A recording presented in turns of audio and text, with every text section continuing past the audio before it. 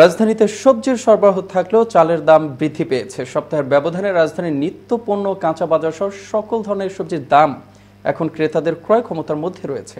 রাজধানী বাজার ঘুরে মিরাজ শিকদারের প্রতিবেদনে বিস্তারিত জানাচ্ছেন ফয়সাল মাহমুদ, ক্যামেরায় ছিলেন শাহিন রেজা।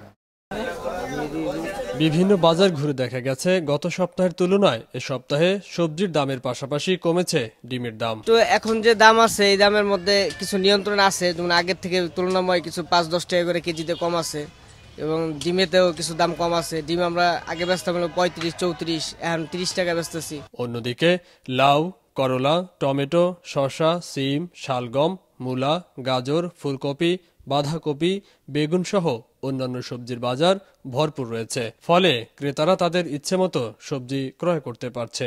গত সপ্তাহ থেকে একটু কম আছে, এখন আমদানি একটু বেশি হয়েছে। তো যে গত সপ্তাহে ভেন্ডি ছিল ১৫০ টাকা, এখন ১০০ টাকা কেজি। আর উস্তা ছিল ১৫০, এটাও ১২০ টাকা, ১০০ টাকা বিক্রি হয়। তারপরে পটল আছে ১২০ টাকা, এটাও এরকমই রেট।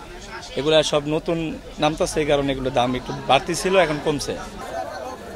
রুই মাছের কেজি বিক্রি হচ্ছে ২৫০ থেকে ৫০০ টাকায়।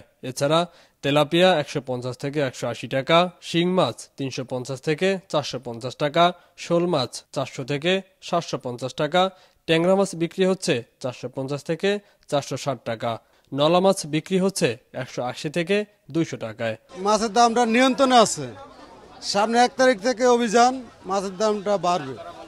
২ মাস ধরা বন্ধ থাকবে অভিযানে, মাছের দামটা বাড়তে থাকবে। আর সিজনের চাই এখন মাছ সুন্দর এবং দামও অনেক কম। এছাড়াও ব্রয়লার মুরগি বিক্রি হচ্ছে প্রতি কেজি ১২০ থেকে ১৩০ টাকা, পাকিস্তানি কক ১৯০ থেকে ২১০ টাকা, লাল লেয়ার বিক্রি হচ্ছে ১৭০ থেকে ১৮০ টাকায়।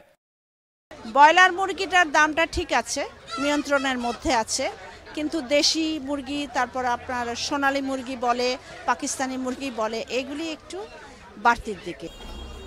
পাশাপাশি গরুর মাংস বিক্রি হচ্ছে ৫৫০ থেকে ৫৭০ টাকা। বাজারে সরকারি মনিটরিং ব্যবস্থা জোরদার করলে দ্রব্যমূল্যের দাম নিয়ন্ত্রণে থাকবে বলে আশা সকলের। ফয়সাল মাহমুদ, আনন্দ টিভি, ঢাকা।